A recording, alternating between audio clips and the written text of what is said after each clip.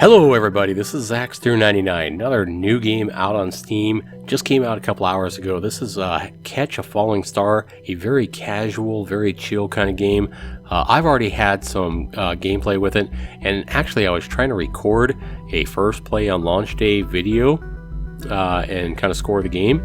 But that video turned into a 45-minute affair, and I didn't think anybody would want to watch a 45-minute video for such a simple, kind of casual game to get my score and opinion on it. So I want to go ahead and try to make this a little quicker and show you guys one game and kind of score the game and let you guys see how it works. So we'll be back right after this to show you my opinion of Catch a Falling Star and why I think this game is a steal for your money. I'll be back right after this.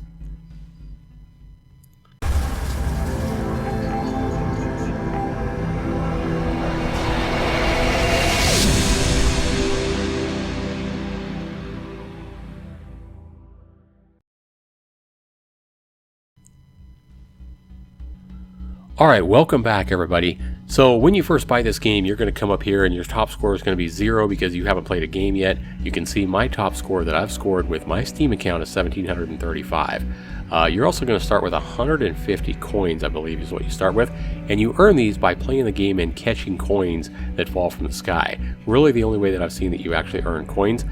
So they can, they're kind of slow. So when you look here at your screen here, you have settings, music and sound volume, which you can adjust. Exit, I like that. You don't have to control the delete to get out of this. You can set the music and sound right here. A lot of these, Unity 99-cent games don't have these kind of options, so I definitely like that right out of the box. You have a report bugs button right down here to make that easy without having to try to hunt down the developer or post on the Steam forums. And right here is where you can spend some money. Change basket or change theme. So if you click change basket, you can use 100 coins to, either get a random basket or I guess upgrade to that one. Or you can spend 300 coins to get a different background. These are kind of cosmetic only.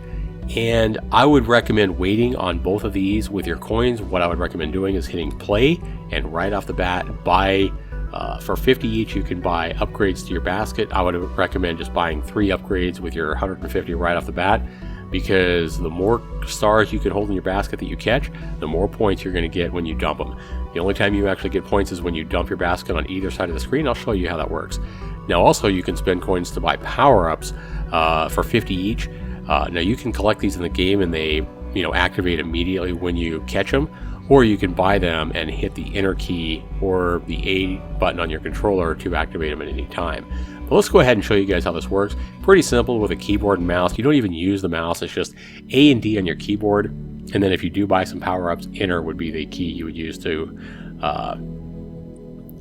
activate any power-ups that you've purchased. So as you see, you simply move back and forth here trying to catch these stars. Now you start with 3 lives or 3 hearts, as you can see below where it shows you how many stars are in my basket.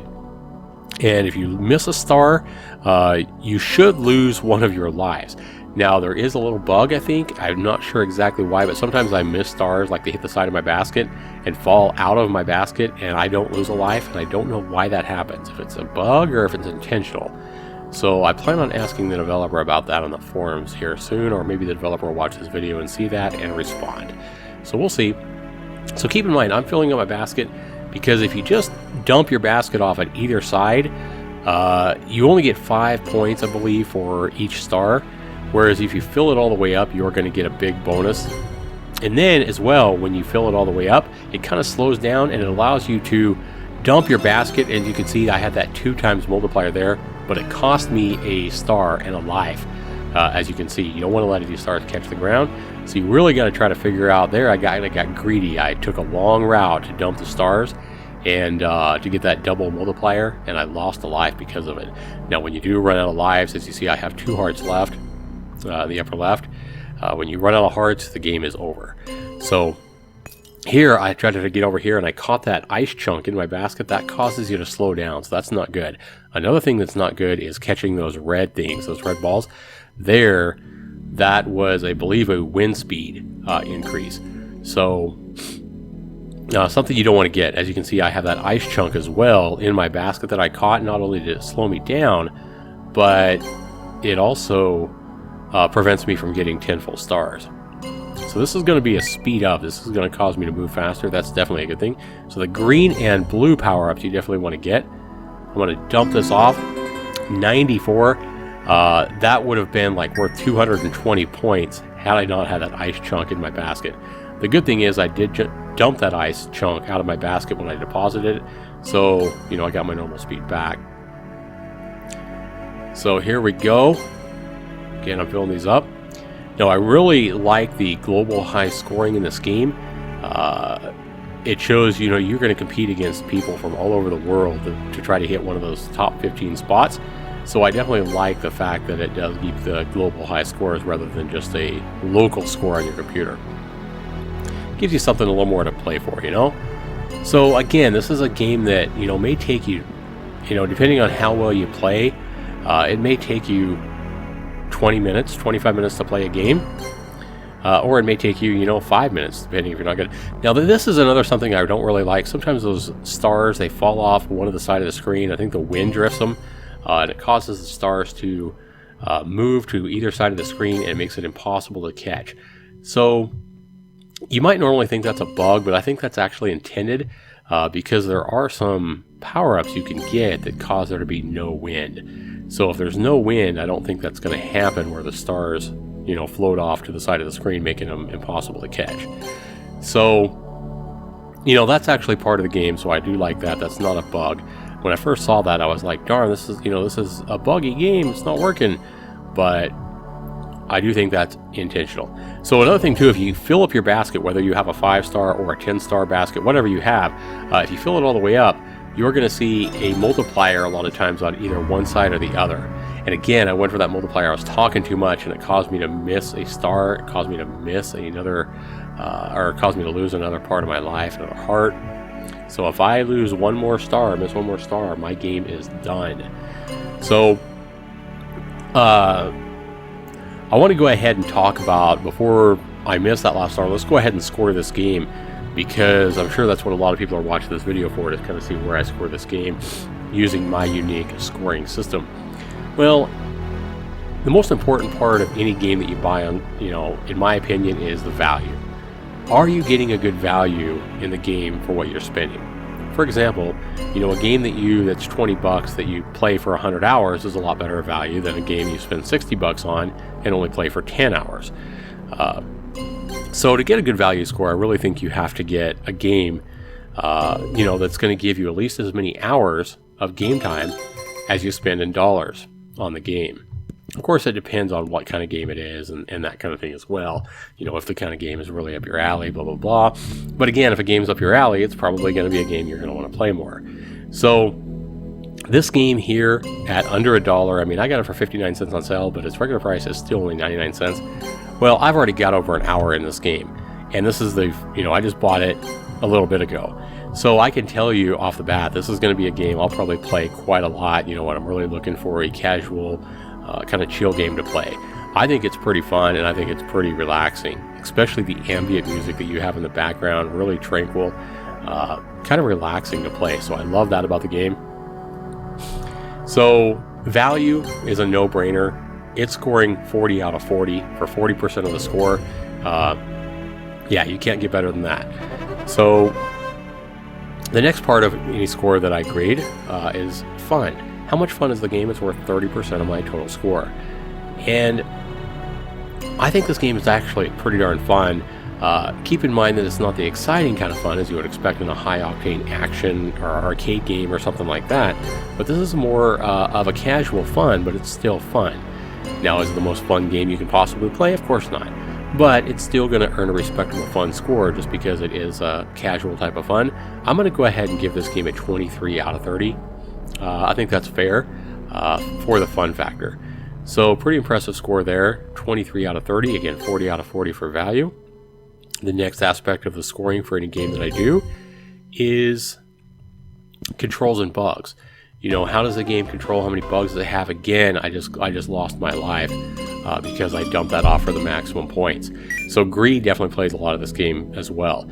So as you can see, right here, my score is 1,242. I don't get to put it in my high score here because I've already got a 1735 score. So if I did score a high score, like let's say I had scored 2000, what it would do is it would ask me to input a name, and it would take my spot here for the second spot. So for example, one person can't have like, half these slots filled up, regardless of how you type your name. So for example, if I typed my name, something differently, it wouldn't allow me to put in, a different name here. It recognizes your score based on your Steam account, not by what you type. So I definitely like that. It means that nobody's going to have, several slots taking up slots here, unless of course they have multiple Steam accounts. So I definitely like that. So let's go ahead and get back to my scoring for this game. Controls and bugs, it controls really well, guy. Again, A&D, it's very responsive. There's no problems with the controls and bugs. The only little bug that I've seen is sometimes when I miss a star, it doesn't count against me. I don't lose a heart. I don't know if that's intentional or if that's kind of a bug. I'm going to knock 2 points off just because I'm not sure about that. Still, I think it's pretty good in the controls and bugs aspect of my scoring. 18 out of 20 is what I'm going to give it there. And then the last aspect of this game is graphics and sound. So, how good are the graphics and sound for this game? Well, it's a simple kind of game, so you wouldn't expect it to have, amazing 3D graphics. For the type of game that it is, I really like it. You really got to look at the simplicity. Sometimes simple is good. Sometimes simple things are, can be really pretty. So for example, look at the mountains in the background, how they have stripes. Look at the moon floating across the sky and kind of the glowy ring around it. And look at the stars, the developer could have just made stars fall and not spin. But he did take the time to make sure they spin slow so they look better, so they're easier on the eye, pleasing to the eye, I guess is a better word for it. And the way the sparks come out from the star. So I definitely like that. Even though it's simple graphics, I think they're done well. And listen to the background ambient music. It's almost beautiful and very tranquil, like I've already mentioned. So the graphics and sound for a game like this, I think it does well. You're talking about, oh man, see again, every time I get that 2 times multiplier, it seems like it costs me. So I'm going to give the graphics and sound, guys, a 7 out of 10. And again, right there is one of the perfect spots. Notice I missed that star, but it didn't cost me one of my hearts. So I don't know why that happens. It's kind of weird how that happens. Some people might see that as a good thing, but that's why it didn't score 20 out of 20 controls and bugs. It's the only fault I've found, or the only odd thing I found with this game in my hour plus of game time. So if you add all that up, 40 out of 40 for value, 23 out of 30 for fun, you're up to a 63 right now. And then I gave the controls and bugs an 18, that's an 81. And then the graphics and sound, I gave a 7 out of 10, just because of the music and, the nice way he's done these simplistic graphics. So you wind up with an 81 plus 7 is 88%. So that's a very respectable score, especially for a game that you can score yourself for under $1. Another thing I'd like to have you guys do is I'd like to challenge all my viewers of this video, go out and support this developer for making a great game for under $1, for delivering a good value for the money. Give them the buck or the 59 cents or the 25 cents or however much it is when you're watching this video, and try to beat the high score online. I'm hoping that I'll play this game enough to where I'm always on that high score list, whether it be 7th or 2nd or 1st or whatever. Go out and buy this game. Try to beat me, Zaxter99, on the high score list. And if you do, put it down in the comments below that, not only that this video inspired you to buy this game, but that you actually bought the game and beat my high score. I would love to see that in the comments. So definitely, I challenge you guys to go out and buy this game. Have fun with it. Keep in mind that you get the 2-hour refund if you really do hate it. You can always get your 99 cents back or your 59 cents back or whatever you paid for it back if you request a refund within 2 weeks and you play it under 2 hours. So, I challenge you guys to try to beat my high score and try to get the #1 high score worldwide in this game. Pretty simple game. Should be a simple thing to do, right? The more people that buy this game, the harder that getting in that high score list will be, that's for sure.